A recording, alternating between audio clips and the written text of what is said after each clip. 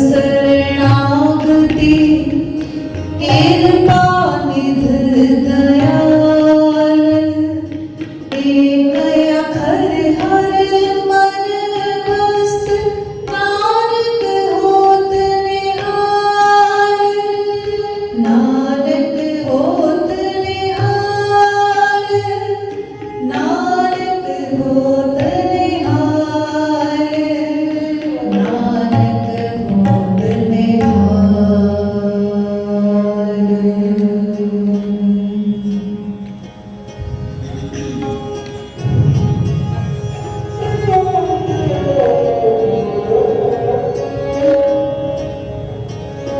आयो सुनन पढ़ण को बाणी आयो सुनन पढ़ण को बाणी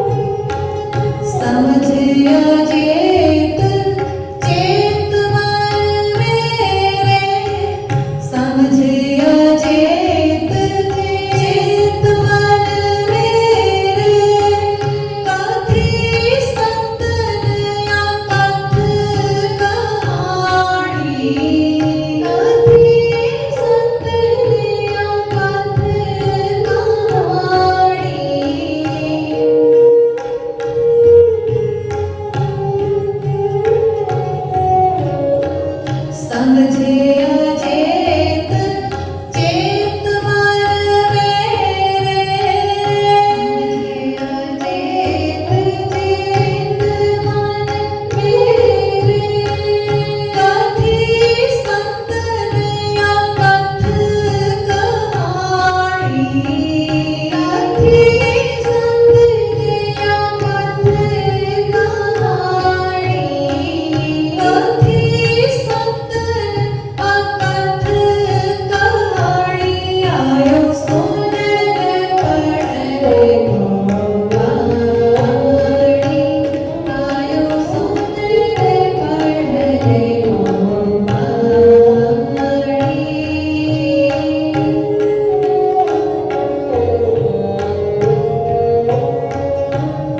आयो सुनन पढ़ने को वाणी आयो सुनन पढ़ने को वाणी नाम विसार लगे अनलारज नाम विसार लगे अनलारज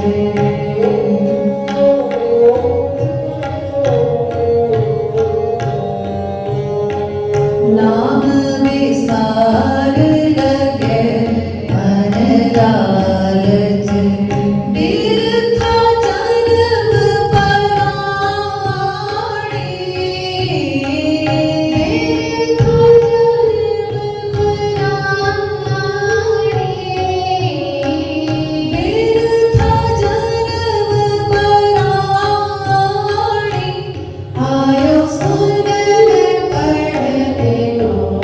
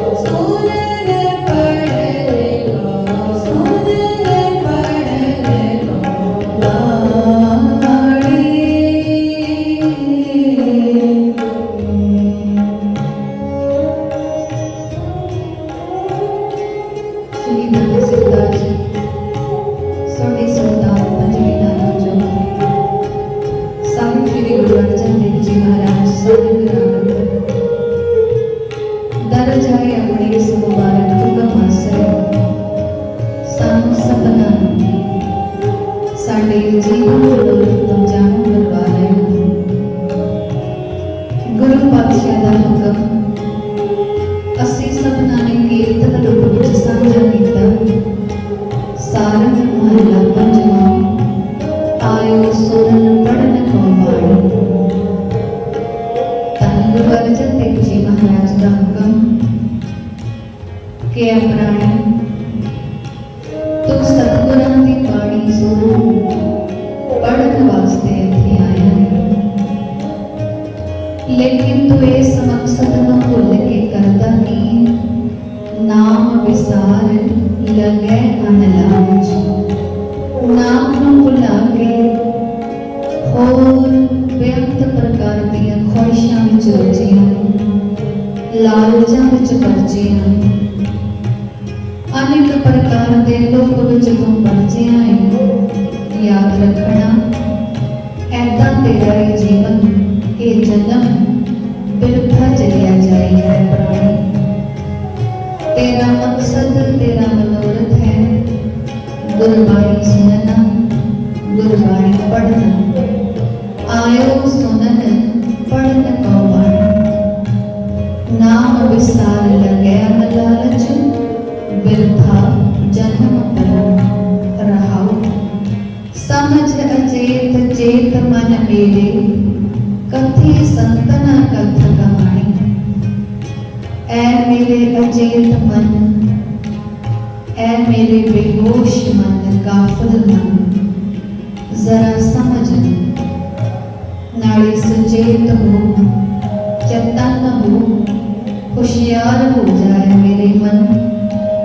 अपने आप को सुधार ले अते अपने स्वामी का सिमरन कर, क्योंकि संत जना ने साध जना ने सतपुरखा ने केवल यही कहानी कह सुनाई है। अकथ ओ कथा जेड़ी कथी ना जाए, जेड़ी बयान ना हो सके, उस अकथ कहानी का जो संत जना ने उच्चारण किया है, उस गल को समझ है मेरे अचेत मन, ऐ मेरे गाफिल मन, ऐ मेरे बेहोश मन, जरा समझ तो काम ले। लाभ लहो हर हृदय अनातो, लाह खट ले लाभ ले, क्योंकि बड़ा लाभ जीवन का यही है कि संतां की कथा सुन के, साधुआं का कथन सुन के, गुरमुखां के विचार सुन के अपने हृदय विच परमात्मा के नाम की आराधना कर। ये बड़ी लाभदायक है, ये बड़ा लाभ है तेरे जीवन का, बड़ा लाभ है तेरी जिंदगी का। बहुत उत्तम पुण्य है, पुण्य फल है तेरे जीवन का। लाभ लहो हर हृदय आराधो, छुट के आवन जानी, तेरा ते होना जाना भी छुट जाएगा। जमन वर्ण छुट जाएगा, आवा गौण मिट जाएगा। बारंबार 84 जिया जोती भटकना मिट जाएगी। सो नाम आराधन का लाभ ले, लाहा ले। उद्दम सख्त सियाणप तुमरी, देहता नाम बखानी। पर नाल ये भी बेनती की कि जे वाहिगुरु बल बख्श दे, वाहिगुरु उद्दम बख्श दे, पूरा सतगुरु तुरंत के अपनी शक्ति बख्श दे, अपनी सियाणप बख्श दे, ताकि गुरसिख परमात्मा के नाम का बखान करे। प्राणी का अपना कोई जोर नहीं, किसी इंसान का अपना कोई तान नहीं, अपनी कोई ताकत नहीं कि अपने जोर जिंदगी का मकसद सवार ले, जीवन का उत्तम नफा खट ले, लाभ खट ले, जा फिर परमात्मा के नाम का बखान करे, नाम सिमरे, नाम भजे, नाम जपे। ਇਹ ਉਦਮ, ਇਹ ਸ਼ਕਤੀ, ਇਹ ਸਾਰੀ ਸਿਆਣਪ ਵਾਹਿਗੁਰੂ ਜੀ ਤੁਹਾਡੀ ਹੀ ਦੇਣ ਹੈ। ਉਦਮ ਸਖਤ ਸਿਆਣਪ ਤੁਮਰੀ। ਹਰ ਕੋਈ ਬੰਦਾ ਆਪਣੇ ਜ਼ੋਰ ਇੰਨਾ ਸਿਆਣਾ ਨਹੀਂ ਹੋ ਸਕਦਾ। ਹਰ ਕੋਈ ਬੰਦਾ ਆਪਣੇ ਜ਼ੋਰ ਇੰਨਾ ਸ਼ਕਤੀਵਾਨ ਤਾਕਤਵਰ ਵੀ ਨਹੀਂ ਹੋ ਸਕਦਾ ਕਿ ਨਾਮ ਨੂੰ ਸੰਭਾਲ ਲਏ ਜੀਵਨ ਵਿੱਚ ਤੇ ਨਾਮ ਸਿਮਰ ਲਈ ਆਪਣੀ ਸਿਆਣਪ ਵਰਤ ਕੇ। ਤੇ ਨਾ ਹੀ ਹਰ ਕਿਸੇ ਜੀਵ, ਹਰ ਕਿਸੇ ਪ੍ਰਾਣੀ ਦਾ ਐਡਾ ਉੱਦਮ ਹੁੰਦਾ ਹੈ, ਐਡੀ ਮਸ਼ੱਕਤ ਹੁੰਦੀ ਹੈ ਕਿ ਪਰਮੇਸ਼ਰ ਦੇ ਨਾਮ ਭਜਨ ਵਿੱਚ ਉਹ ਸ਼ੌਂਕ ਨਾਲ, ਚਾਉ ਨਾਲ, ਜੋਸ਼ ਨਾਲ ਜੁੜ ਜਾਏ। ਇਹ ਤੇ ਕਿਰਪਾ ਹੈ ਵਾਹਿਗੁਰੂ ਦੀ, ਜੇ ਉਹ ਬਖਸ਼ਿਸ਼ ਕਰ ਦੇਵੇ, ਜੇ ਉਹ ਰਹਿਮਤ ਕਰ ਦੇਵੇ, ਜੇ ਉਹ ਆਪ ਦਇਆ ਧਾਰ ਲਵੇ, ਦੇ ਦਿੱਤਾ ਨਾਮ ਵਖਾਣੀ, ਤਾਂ ਨਾਮ ਦਾ ਵਖਾਣ ਕੋਈ ਕਰ ਸਕਿਆ ਹੈ।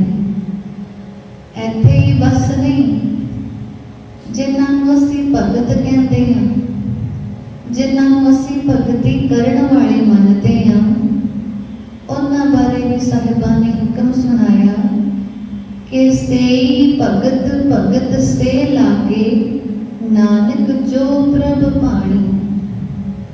ਨਾਨਕ ਨਾਮ ਦੀ ਮੋਹਰ ਲਗਾ ਕੇ ਸਮਝਾ ਰਹੇ ਨੇ ਗੁਰੂ ਪੰਚਮ ਪਾਤਸ਼ਾਹ ਕਿ ਜੇ ਪਰਮੇਸ਼ਵਰ ਜੀ ਨੂੰ ਭਾ ਜਾਵੇ ਨਾ, ਉਹੀ ਭਗਤ ਜਨ ਭਗਤੀ ਵਿੱਚ ਲੱਗਦੇ ਨੇ, ਉਹੀ ਸੇਵਕ ਜਨ ਸੇਵਾ ਵਿੱਚ ਲੱਗਦੇ ਨੇ, ਪਰਮਾਤਮਾ ਨੂੰ ਸੇਵਦੇ ਨੇ, ਸਿਮਰਦੇ ਨੇ। ਉਹੀ ਸਾਧ ਜਨ ਸਾਧਨਾ ਵਿੱਚ ਟਿਕਦੇ ਨੇ, ਉਹੀ ਸੰਤ ਜਨ ਸੰਤ ਸਤ ਸਰੂਪ ਪਰਮੇਸ਼ਰ ਦੇ ਭਜਨ ਵਿੱਚ ਜੁੜਦੇ ਨੇ। ਇਹ ਤੇ ਪਰਮਾਤਮਾ ਦੀ ਰਜ਼ਾ ਹੈ, ਪਰਮੇਸ਼ਰ ਜੀ ਦੀ ਭਾਵਨੀ ਹੈ, ਵਾਹਿਗੁਰੂ ਜੀ ਦੀ ਆਪਣੀ ਮਰਜ਼ੀ ਹੈ ਕਿ ਸੇ ਭਗਤ ਭਗਤ ਸੇ ਲਾਗੇ, ਨਾਨਕ ਜੋ ਪ੍ਰਭ ਭਾਣੇ। ਜੋ ਭਾ ਗਏ ਨੇ, ਜੋ ਕਬੂਲ ਹੋ ਗਏ ਨੇ, ਜੋ ਪ੍ਰਵਾਨ ਹੋ ਗਏ ਨੇ ਪਰਮਾਤਮਾ ਨੂੰ, ਉਹਦੀ ਨਜ਼ਰ ਵਿੱਚ ਚੜ ਗਏ ਨੇ, ਉਹੀ ਭਗਤ ਭਗਤ ਭਗਤੀ ਵਿੱਚ ਲੱਗਦੇ ਨੇ। ਧੰਨ ਗੁਰੂ ਅਰਜਨ ਦੇਵ ਜੀ ਮਹਾਰਾਜ ਦੇ ਪਰਮ ਸੇਵਕ, ਬਹੁਤ ਵੱਡੀ ਕਰਮੀ ਕਮਾਈ ਦੇ ਮਾਲਕ ਭਾਈ ਪਿਰਾਣਾ ਜੀ, ਜੋ ਦਰਬਾਰ ਸਾਹਿਬ ਸ੍ਰੀ ਅੰਮ੍ਰਿਤਸਰ ਵਿਖੇ ਗੁਰੂ ਕੇ ਲੰਗਰਾਂ ਵਾਸਤੇ ਲੱਕੜਾਂ ਇਕੱਠੀਆਂ ਕਰਿਆ ਕਰਦੇ ਸਨ। ਉਹਨਾਂ ਨੇ ਨਿਤਨੇਮ ਦੀਵਾਨ ਦੀ ਹਾਜ਼ਰੀ ਤੋਂ ਵਿਹਲਿਆਂ ਹੋ ਕੇ ਦਿਨ ਚੜੇ ਜੰਗਲ ਬੀਆਬਾਨ ਉਜਾੜ ਵੱਲ ਸੁੱਕੀਆਂ ਲੱਕੜਾਂ ਇਕੱਠੀਆਂ ਕਰਨ ਲੰਘ ਜਾਣਾ ਤੇ ਦੁਰੇਡੇ ਕਿਤੇ ਇਕਾਂਤ ਵਾਸ ਹੋ ਕੇ ਲੱਕੜਾਂ ਚੁਣਨ ਤੋਂ ਵਿਹਲੇ ਹੋ ਕੇ ਇੱਕ ਰਸ ਗੁਰੂ ਚਰਨਾਂ ਦਾ ਧਿਆਨ ਧਾਰ ਕੇ ਗੁਰੂ ਗੁਰ ਸਿਮਰਨਾ, ਵਾਹਿਗੁਰੂ ਦੇ ਚਰਨਾਂ ਦਾ ਧਿਆਨ ਧਰ ਸਤ ਕਰਤਾਰ ਸਤਨਾਮ ਸਿਮਰਨਾ। ਇੱਕ ਸਮੇਂ ਭਾਈ ਪਿਰਾਣਾ ਜੀ ਐਸੇ ਤਰ੍ਹਾਂ ਹੀ ਲੱਕੜਾਂ ਇਕੱਠੀਆਂ ਕਰਨ ਦੇ ਕੰਮ ਤੋਂ ਵਿਹਲੇ ਹੋ ਕੇ ਸਹਿਜ ਸਮਾਧੀ ਵਿੱਚ ਅਡੋਲ ਟਿਕੇ ਬੈਠੇ ਸਨ ਕਿ ਉਸ ਵਕਤ ਇਲਾਕੇ ਦਾ ਮਸ਼ਹੂਰ ਧਾੜਵੀ ਲੁਟੇਰਾ ਲੱਖੂ ਉੱਧਰ ਨਿਕਲ ਆਇਆ। ਜ਼ਿਲ੍ਹਾ ਅੰਮ੍ਰਿਤਸਰ ਵਿਖੇ ਤਹਿਸੀਲ ਪੱਟੀ ਦਾ ਨਗਰ ਹੈ ਮਨਾਵਾ, ਜੋ ਖੇਮਕਰਨ ਦੇ ਲਾਗੇ ਪੈਂਦਾ ਹੈ। ਉਸ ਇਲਾਕੇ ਵਿੱਚ ਲੱਖੂ ਧਾੜਵੀ ਦੀ ਵੱਡੀ ਦਹਿਸ਼ਤ ਸੀ, ਵੱਡਾ ਡਰ ਸੀ। ਇਲਾਕੇ ਦੇ ਬੜੇ ਖੂੰਖਾਰ ਡਾਕੂਆਂ, ਲੁਟੇਰਿਆਂ, ਧਾੜਵੀਆਂ ਵਿੱਚ ਲੱਖੂ ਦਾ ਨਾਮ ਸ਼ੁਮਾਰ ਸੀ। ਤੇ ਅੱਜ ਅਚਨਚੇਤ ਗੁਰੂ ਨੇ ਏਦਾਂ ਦੀ ਵਰਤ ਗਈ ਕਿ ਭਾਈ ਪਿਰਾਣਾ ਜੀ ਜਿਸ ਜਗ੍ਹਾ ਸਮਾਧੀ ਲੀਨ ਬੈਠੇ ਹਨ, ਉਧਰ ਹੀ ਲੱਖੂ ਆ ਨਿਕਲਿਆ ਹੈ। ਕਈ ਦਿਨ ਨਿਕਲ ਗਏ ਸਨ, ਉਹਨੂੰ ਕਿਧਰਿਓਂ ਕੋਈ ਚੰਗਾ ਮਾਲ ਹੱਥ ਨਹੀਂ ਸੀ ਲੱਗਿਆ। ਲੁੱਟ ਖੋਹ ਦਾ ਉਹਦਾ ਮਨਸ਼ਾ ਸੀ ਤੇ ਪਰ ਉਹਦੇ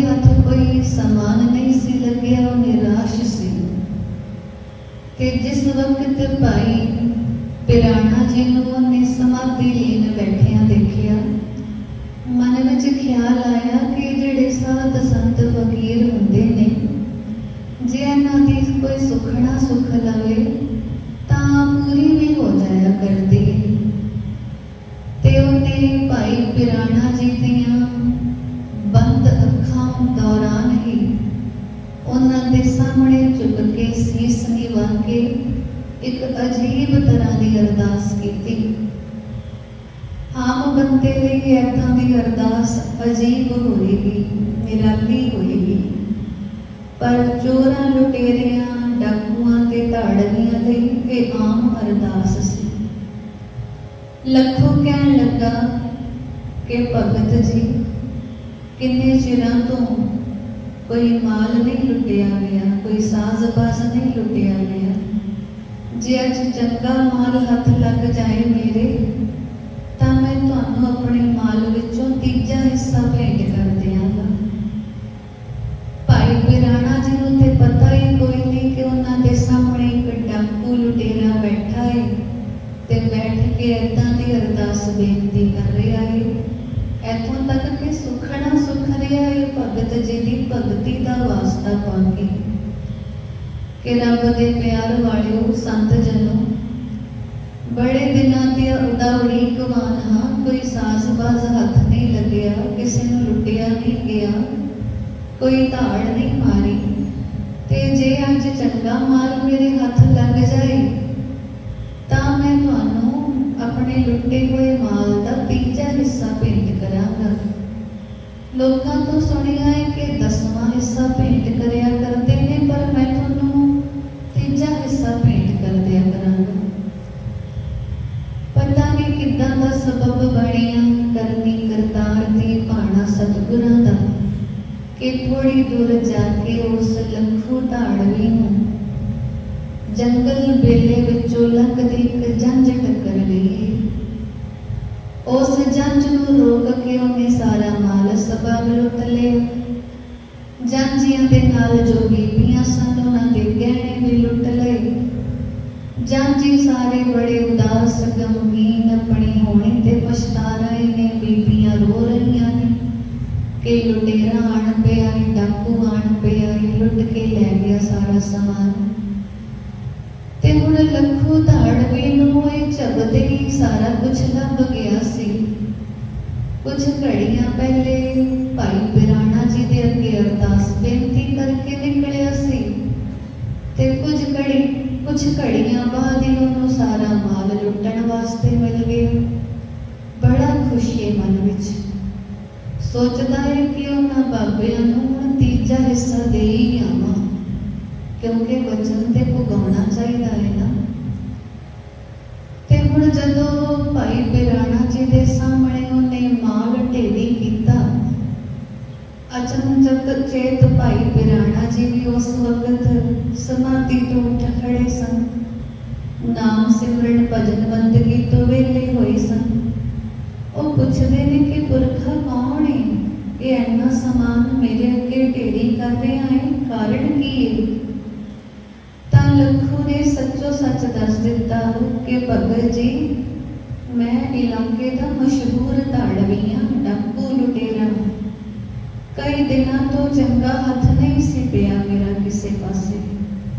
ਅੱਜ ਤੁਹਾਨੂੰ ਇੱਥੇ ਬੈਠਿਆਂ ਵੇਖਿਆ, ਮੈਨੂੰ ਲੱਗਿਆ ਕਿ ਤੁਸੀਂ ਰੱਬ ਦੇ ਭਜਨ ਵਿੱਚ ਟਿਕੇ ਬੈਠੇ ਹੋ।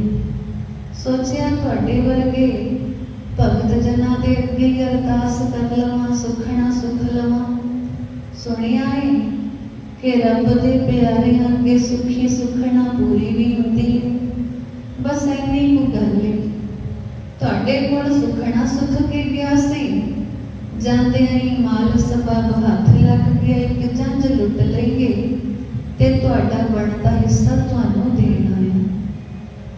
ਭਾਈ ਪਿਰਾਣਾ ਜੀ ਨੇ ਜਦੋਂ ਉਸ ਲੱਖੂ ਧਾੜਵੀ ਦੀ ਸਾਰੀ ਗੱਲ ਸੁਣੀ, ਉਹ ਬੜੇ ਕ੍ਰੋਧਵਾਨ ਹੋਏ ਕਿ ਪਾਪੀ ਪੁਰਖਾ ਆਪਣੇ ਪਾਪ ਦਾ ਭਾਗੀਦਾਰ ਬਣਾ ਰਿਹਾ ਹੈ ਮੈਨੂੰ।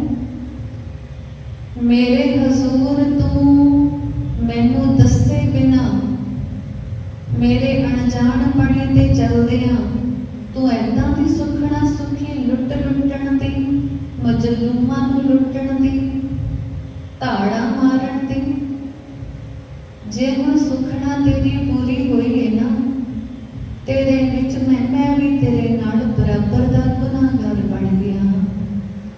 ਚੁੱਕ ਲੈ ਪਾਪ ਦੀ ਕਮਾਈ ਮੇਰੇ ਅੱਗੇ। ਮੈਂ ਕਿਸੇ ਕਾਰਨ ਵੀ ਤੇਰੇ ਨਾਲ ਰਲ ਕੇ ਇਸ ਪਾਪ ਦਾ ਭਾਗੀਦਾਰ ਨਹੀਂ ਬਣਨਾ ਚਾਹੁੰਦਾ। ਬਹੁਤ ਵੱਡੀ ਅਵਗਿਆ ਕੀਤੀ ਹੈ ਤੂੰ, ਵੱਡਾ ਪਾਪੀ। ਤੇ ਜੇ ਹੁਣ ਮੇਰੀ ਸੁਖਣਾ ਸੁਖ ਕੇ ਤੂੰ ਮਾਲ ਲੁੱਟ ਲਿਆ ਏ ਮਜਲੂਮ ਲੋਕਾਂ ਦਾ, ਤੇ ਰੱਬ ਨਾ ਕਰੇ, ਮੇਰਾ ਸਤਿਗੁਰੂ ਨਾ ਕਰੇ ਕਿ ਕ੍ਰੋਧ ਵਿੱਚ ਆ ਕੇ ਮੈਂ ਤੈਨੂੰ ਸਰਾਪ ਦੇ ਦਿਆਂ ਤੇ ਤੇਰਾ ਖਾਨਾ ਖਰਾਬ ਕਰ ਦਿਆਂ ਹੁਣੇ। ਜਦੋਂ ਭਾਈ ਪਿਰਾਣਾ ਜੀ ਏਦਾਂ ਰੋਹ ਵਿੱਚ ਆਏ ਤਾਂ ਲੱਖੂ ਧਾੜਵੀ ਅੰਦਰੋਂ ਸਹਿਮ ਗਿਆ। ਅੱਜ ਤੱਕ ਤੇ ਕਿਸੇ ਤੋਂ ਨਹੀਂ ਸੀ ਡਰਿਆ, ਬੜਾ ਨਿਰਭੈ ਸੀ, ਨਿਡਰ ਸੀ। ਡਰ ਕੀ ਹੁੰਦਾ ਹੈ ਉਹਨੂੰ ਤੇ ਕਦੇ ਮਹਿਸੂਸ ਵੀ ਨਹੀਂ ਸੀ ਹੋਇਆ। ਲੇਕਿਨ ਰੱਬ ਦੇ ਦਰ ਤੇ ਬਖਸ਼ੀ ਹੋਈ ਰੂਹ, ਗੁਰੂ ਦਰ ਤੇ ਪਰਵਾਨ ਆਤਮਾ ਏ ਮਹਾਤਮਾ ਜਨ ਭਾਈ ਪਿਰਾਣਾ ਜੀ ਨੇ ਜਦੋਂ ਰੋਹ ਵਿੱਚ ਆ ਕੇ ਤਾੜਨਾ ਕੀਤੀ ਕਿ ਮੇਰੇ ਅੱਗੇ ਸੁਖੀ ਸੁਖਣਾ ਦੇ ਬਦਲੇ ਤੇਰੇ ਵਰਗੇ ਡਾਕੂ ਨੂੰ ਮਾਲ ਲੁੱਟਣਾ ਮਿਲ ਗਿਆ, ਤਾਂ ਜੇ ਮੈਂ ਤੈਨੂੰ ਕੋਈ ਸ਼ਰਾਪ ਦੇ ਦਿਆਂ, ਜੇ ਮੈਂ ਤੈਨੂੰ ਕੋਈ ਕੋਪ ਵਚਨ ਕਰ ਦਿਆਂ, ਤਾਂ ਤੇਰਾ ਪੱਖ ਵੀ ਨਾ ਰਹੇਗਾ। ਤੂੰ ਵੱਜਰ ਗੁਨਾਹ ਕੀਤਾ ਹੈ ਜੋ ਆਪਣੇ ਪਾਪ ਕਰਮ ਵਿੱਚ ਮੈਨੂੰ ਭਾਗੀਦਾਰ ਬਣਾ ਲਿਆ। ਭਾਈ ਪਿਰਾਣਾ ਜੀ ਦੇ ਬੋਲਾਂ ਵਿੱਚ ਪਤਾ ਨਹੀਂ ਕੀ ਤਾਕਤ ਸੀ ਕਿ ਉਹ ਇਲਾਕੇ ਦਾ ਮਸ਼ਹੂਰ ਡਾਕੂ, ਲੁਟੇਰਾ, ਧਾੜਵੀ ਲੱਖੂ ਭਾਈ ਪਿਰਾਣਾ ਜੀ ਦੇ ਵਚਨ ਸੁਣ ਕੇ ਕੰਬ ਗਿਆ। ਕਹਿਣ ਲੱਗਾ, ਮਹਾਂਪੁਰਸ਼ੋ ਰੁਕੋ, ਕੋਈ ਐਸਾ ਵਚਨ ਮੁਖ ਤੋਂ ਨਾ ਕੱਢ ਦੇਣਾ ਕਿ ਮੇਰਾ ਜੀਵਨ ਹੀ ਖੁਆਰ ਹੋ ਜਾਵੇ। ਬਖਸ਼ ਲਓ, ਰੁਕੋ, ਕੋਈ ਵਚਨ ਮੂੰਹੋਂ ਨਾ ਕੱਢਿਓ। ਇਹ ਸਾਰਾ ਸਮਾਨ ਜਿਹੜੀ ਜੰਜ ਪਾਸੋਂ ਮੈਂ ਲੁੱਟਿਆ ਉਹ ਬਹੁਤੀ ਦੂਰ ਨਹੀਂ ਗਏ ਹੋਣੇ, ਹੁਣੇ ਹੀ ਵਾਪਸ ਮੋੜੇ ਆਉਣਾ। ਤੇ ਉਸੇ ਵਕਤ ਭਗਤ ਲੱਖੂ ਦੌੜ ਕੇ ਗਿਆ। ਉਜਾੜ ਜੰਗਲ ਵਿੱਚ ਉਹ ਸਭ ਜਾਂਝੀ ਬੈਠੇ ਰੋ ਕੁਰਲਾ ਰਹੇ ਨੇ, ਕਿਉਂਕਿ ਗਹਿਣੇ ਵਸਤਰ ਭੂਖਨ ਬੜਾ ਕੀਮਤੀ ਸਾਜ-ਬਾਜ ਲੁੱਟਿਆ ਜੋ ਗਿਆ ਸੀ। ਪਰ ਲੱਖੂ ਨੂੰ ਦੁਬਾਰਾ ਆਇਆ ਵੇਖ ਕੇ ਉਹ ਹੋਰ ਵੀ ਸਹਿਮ ਗਏ। ਲੇਕਿਨ ਲੱਖੂ ਨੇ ਬੇਨਤੀ ਕੀਤੀ ਕਿ ਘਬਰਾਓ ਨਾ, ਮੈਂ ਤੁਹਾਨੂੰ ਕੋਈ ਨੁਕਸਾਨ ਪਹੁੰਚਾਉਣ ਨਹੀਂ ਆਇਆ, ਮੈਂ ਤੇ ਤੁਹਾਡਾ ਲੁੱਟਿਆ ਮਾਲ ਤੁਹਾਨੂੰ ਵਾਪਸ ਮੋੜਨ ਆਇਆ ਹਾਂ। ਉਹ ਜਾਂਝੀ ਸਾਰੇ ਹੈਰਾਨ ਨੇ, ਬੀਬੀਆਂ ਪੁਰਖ ਸਾਰੇ ਹੈਰਾਨ ਨੇ ਕਿ ਚੋਰ ਕਿਵੇਂ ਬਦਲ ਗਿਆ, ਲੁਟੇਰਾ ਕਿਵੇਂ ਬਦਲ ਗਿਆ, ਡਾਕੂ ਧਾੜਵੀ ਏਦਾਂ ਕਿੱਦਾਂ ਬਦਲ ਗਿਆ। ਉਹਨਾਂ ਸਾਰੇ ਜਾਂਝੀਆਂ ਦਾ ਸਾਰਾ ਸਮਾਨ ਮੋੜ ਕੇ ਭਗਤ ਲੱਖੂ ਫਿਰ ਕਾਹਲੀ ਨਾਲ ਭਾਈ ਪਿਰਾਣਾ ਜੀ ਕੋਲ ਆਏ ਨੇ। ਬੇਨਤੀ ਕੀਤੀ ਹੈ ਕਿ ਭਗਤ ਜੀ ਮੈਨੂੰ ਆਪਣਾ ਸੇਵਕ ਕਰ ਲਿਓ, ਆਪਣੀ ਸੇਵਾ ਵਿੱਚ ਰੱਖ ਲਿਓ, ਪਰ ਮੇਰੇ ਲਈ ਕੋਈ ਕਰੋਪ ਵਚਨ ਨਾ ਬੋਲਿਓ। ਭਾਈ ਪਿਰਾਣਾ ਜੀ ਕਹਿਣ ਲੱਗੇ ਕਿ ਭਗਤਾ, ਮੇਰਾ ਸੇਵਕ ਬਣ ਕੇ ਕੀ ਕਰਨਾ ਹੈ, ਚੱਲ ਤੈਨੂੰ ਉਹਦਾ ਚਰਨ ਸੇਵਕ ਬਣਾਵਾਂ ਜਿਹਦੇ ਚਰਨਾਂ ਦਾ ਸੇਵਕ ਮੈਂ ਬਣਿਆ ਹੋਇਆ। ਭਗਤ ਲੱਖੂ ਜੀ ਉਸ ਵਕਤ ਦਾ ਧਾੜਵੀ ਲੱਖੂ ਭਾਈ ਪਿਰਾਣਾ ਜੀ ਦੇ ਸਹਿਤ ਧੰਨ ਗੁਰੂ ਅਰਜਨ ਦੇਵ ਜੀ ਮਹਾਰਾਜ ਦੇ ਦਰਬਾਰ ਆਏ। ਜਦੋਂ ਗੁਰੂ ਅਰਜਨ ਦੇਵ ਜੀ ਮਹਾਰਾਜ ਨੂੰ ਸਾਰੀ ਕਥਾ ਵਾਰਤਾ ਦਾ ਪਤਾ ਲੱਗਿਆ ਤਾਂ ਸਾਹਿਬਾਂ ਨੇ ਵੀ ਸਮਝਾਇਆ ਕਿ ਲੱਖੂ, ਅੱਜ ਤੱਕ ਜਿੰਨੀਆਂ ਚੋਰੀਆਂ ਕੀਤੀਆਂ, ਜਿੰਨੇ ਡਾਕੇ ਮਾਰੇ, ਜਿੰਨੀ ਲੁੱਟ ਖੋਹ ਕੀਤੀ, ਜਿੰਨਾ ਵੀ ਸਮਾਨ ਤੇਰੇ ਕੋਲ ਹੈ ਸਾਰਾ ਲੋੜਵੰਦਾਂ ਵਿੱਚ ਵੰਡ ਦੇ। ਜੋ ਜਿਸ ਸ਼ੈ ਦਾ ਮਾਲਕ ਹੈ ਉੱਥੇ ਉੱਥੇ ਜਾ ਕੇ ਅਗਲੇ ਦਾ ਸਮਾਨ ਮੋੜ ਦੇ। ਇਹ ਪਾਪ ਦੀ ਕਮਾਈ ਨਾਲ ਕਿਸੇ ਦਾ ਭਲਾ ਨਹੀਂ ਹੁੰਦਾ। ਸਗੋਂ ਲੋਕ ਵੀ ਵਿਗੜਦਾ ਹੈ ਤੇ ਪਰਲੋਕ ਵੀ ਵਿਗੜਦਾ ਹੈ। ਭਗਤ ਲੱਖੂ ਦੇ ਉੱਤੇ ਜਾਂ ਕਹੋ ਕਿ ਉਸ ਧਾੜਵੀ ਡਾਕੂ ਲੱਖੂ ਦੇ ਉੱਤੇ ਭਾਈ ਪਿਰਾਣਾ ਜੀ ਦੀ ਹਸਤੀ ਦਾ ਪਹਿਲਾਂ ਹੀ ਬੜਾ ਅਸਰ ਹੋਇਆ ਸੀ। ਕਮਾਈ ਵਾਲੇ ਗੁਰਸਿੱਖਾਂ ਦਾ ਐਸਾ ਹੀ ਪਰਪੱਕ ਅਸਰ ਹੁੰਦਾ ਹੈ ਜੋ ਸੱਚੇ ਗੁਰੂ ਭਗਤ ਸੱਚੇ ਗੁਰਸੇਵਕ ਹੁੰਦੇ ਹਨ। ਤੇ ਅੱਜ ਜਦੋਂ ਗੁਰੂ ਅਰਜਨ ਦੇਵ ਜੀ ਮਹਾਰਾਜ ਨੇ ਸਮਝਾਇਆ ਤਾਂ ਉਹ ਲੁਟੇਰਾ ਧਾੜਵੀ ਲੱਖੂ ਆਪਣੇ ਸਾਰੇ ਗੁਨਾਹ ਬਖਸ਼ਾਉਣ ਖਾਤਰ ਸਾਰਾ ਮਾਲ ਸਬਬ ਲੋੜਵੰਦਾਂ ਨੂੰ ਵਾਪਸ ਮੁੜਨ ਲਈ ਰਾਜ਼ੀ ਹੋ ਗਿਆ ਹੈ। ਜਦੋਂ ਗੁਰੂ ਪਾਤਸ਼ਾਹ ਦੀ ਲਗਾਈ ਜ਼ਿੰਮੇਵਾਰੀ ਪੂਰੀ ਨਿਭਾ ਕੇ ਦੁਬਾਰਾ ਫਿਰ ਅੰਮ੍ਰਿਤਸਰ ਪਰਤਿਆ ਤਾਂ ਸੱਚੇ ਪਾਤਸ਼ਾਹ ਨੇ ਤਰੁੱਠ ਕੇ ਨਿਹਾਲ ਹੋ ਕੇ ਚਰਨ ਪਹੁਲ ਬਖਸ਼ ਕੇ ਸਿੱਖੀ ਦੇ ਜਹਾਜ਼ੇ ਚੜਾਏ। ਵਚਨ ਕੀਤਾ ਕਿ ਭਾਈ ਲੱਖੂ ਬਾਣੀ ਦਾ ਜਾਪ ਆਪ ਵੀ ਕਰਨਾ ਹੈ ਤੇ ਆਪਣੇ ਸਨੇਹੀਆਂ ਸਹਿਯੋਗੀਆਂ ਤੇ ਭਾਈ ਬੰਦਾਂ ਨੂੰ ਵੀ ਕਰਵਾਉਣਾ ਹੈ। ਜਿੱਥੇ ਜਿੱਥੇ ਵਿਚਰਨਾ ਹੈ ਨਾ, ਬਾਣੀ ਪੜ੍ਹਨੀ ਸੁਣਨੀ ਤੇ ਵਿਚਾਰਨੀ ਹੈ, ਗੁਰੂ ਗੁਰੂ ਸਿਮਰਨਾ ਹੈ। ਗੁਰੂ ਵਚਨ ਮੰਨ ਕੇ ਭਾਈ ਲੱਖੂ ਜੀ ਲਾਹੌਰ ਆ ਵਸੇ ਨੇ ਤੇ ਲਾਹੌਰ ਵਿੱਚ ਰਹਿੰਦੇ ਆ ਤਿੰਨਾਂ ਦਾ ਨਾਮ ਪੱਕ ਗਿਆ ਭਗਤ ਲੱਖੂ ਜੀ। ਸਤਿਗੁਰਾਂ ਦਾ ਹੁਕਮ ਸੀ ਆਇਓ ਸੁਣਨ ਪੜਨ ਕੋ ਬਾਣੀ, ਨਾਮ ਵਿਸਾਰ ਲੱਗਿਆ ਲਾਲਚ ਬਿਰਥਾ ਜਨਮ ਪ੍ਰਾਣੀ। ਇਸ ਵਚਨ ਨੂੰ ਇੰਨੀ ਦ੍ਰਿੜਤਾ ਨਾਲ ਕਮਾਇਆ ਭਗਤ ਲੱਖੂ ਜੀ ਨੇ ਕਿ ਰੋਜ਼ਾਨਾ ਸ਼੍ਰੀ ਜਪਜੀ ਸਾਹਿਬ ਬਾਣੀ ਦੇ 21 ਪਾਠ ਕਰਿਆ ਕਰਦੇ। ਰੋਜ਼ਾਨਾ ਬਿਨ ਨਾਗਾ 21 ਪਾਠ ਜਪਜੀ ਸਾਹਿਬ ਦੇ ਕਰਦੇ। ਤੇ ਦੂਜਾ ਨੇਮ ਐਸਾ ਸੀ ਕਿ ਪ੍ਰਸ਼ਾਦਾ ਵੀ ਉਸ ਘਰੋਂ ਛਕਦੇ ਜਿੱਥੇ ਸ਼੍ਰੀ ਜਪਜੀ ਸਾਹਿਬ ਬਾਣੀ ਦਾ ਪਾਠ ਹੁੰਦਾ। ਖਾਸ ਕਰਕੇ ਉਸ ਬੀਬੀ ਦੇ ਹੱਥ ਦਾ ਬਣਿਆ ਪ੍ਰਸ਼ਾਦਾ ਛਕਦੇ ਜਿਸ ਬੀਬੀ ਨੇ ਜਪਜੀ ਦਾ ਪਾਠ ਕੀਤਾ ਹੁੰਦਾ। ਭਗਤ ਲੱਖੂ ਜੀ ਦੇ ਬੋਲਾਂ ਵਿੱਚ ਬੜੀ ਤਾਕਤ ਆਈ, ਵਚਨਾਂ ਵਿੱਚ ਬਾਣੀ ਵਿੱਚ ਬੜਾ ਜ਼ੋਰ ਆਇਆ। ਧੰਨ ਗੁਰੂ ਨਾਨਕ ਦੇਵ ਜੀ ਮਹਾਰਾਜ ਦਾ ਪਹਿਰਾ ਉਹਨਾਂ ਦੀ ਜ਼ਿਹਬਾ ਤੇ ਜ਼ੁਬਾਨ ਤੇ ਹੋਇਆ ਕਿ ਲਾਹੌਰ ਵਿੱਚ ਇੱਕ ਤਰ੍ਹਾਂ ਦੀ ਹੋੜ ਲੱਗ ਗਈ। ਲਾਹੌਰ ਦਾ ਹਰ ਵਸਨੀਕ ਇਹ ਚਾਹੁੰਦਾ ਕਿ ਭਗਤ ਪਿਆਰੇ ਲੱਖੂ ਜੀ ਮੇਰੇ ਘਰ ਪ੍ਰਸ਼ਾਦ ਛਕਣ।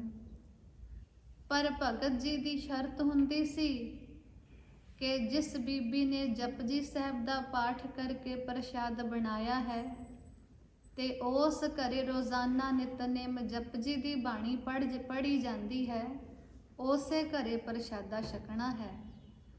ਨਤੀਜਾ ਇਹ ਨਿਕਲਿਆ ਕਿ ਲਾਹੌਰ ਦਾ ਜਿਤਨਾ ਵੀ ਸਾਰਾ ਵਸਨੀਕ ਤਬਕਾ ਹੈ, ਜਿੰਨੇ ਵੀ ਘਰ ਲਾਹੌਰ ਵਿੱਚ ਵਸਦੇ ਸਨ, ਜਿੰਨੇ ਵੀ ਸਰੀਰ ਉੱਥੇ ਨਿਵਾਸ ਕਰਦੇ ਸਨ, ਸਾਰੇ ਦੇ ਸਾਰੇ ਜਪਜੀ ਪੜ੍ਹਨ ਵਾਲੇ ਬਣ ਗਏ।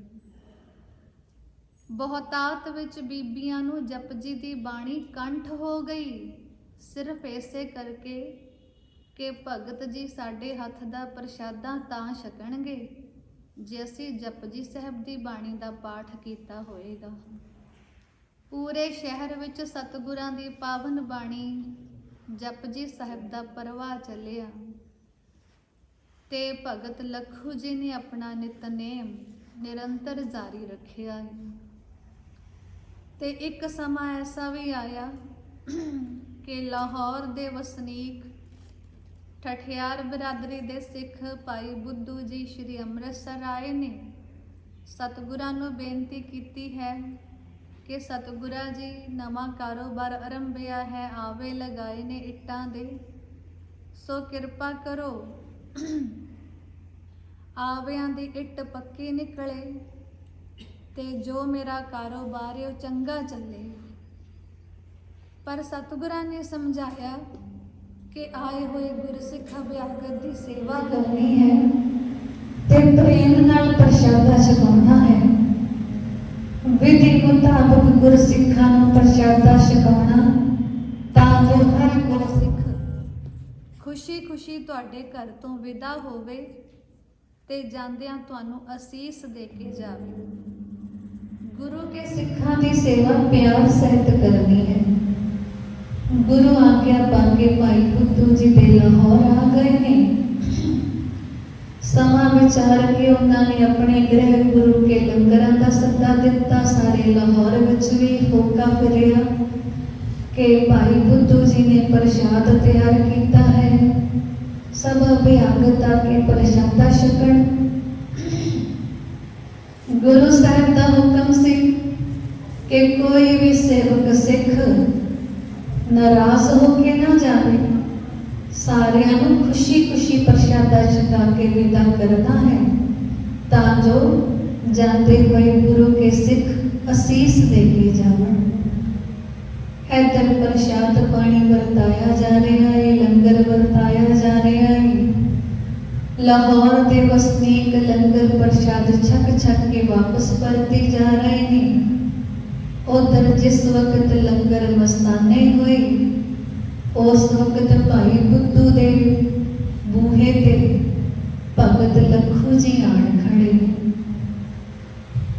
भगत लखू जी ने प्रसादे की आवाज लगाई क्योंकि मालूम पिया सी कि गुरु सेवक गुरसिख ने प्रसाद वरताया है ते अज भगत जी ने इन्हां दे बूहे आण के प्रसाद मंगिया, लंगर मंगिया।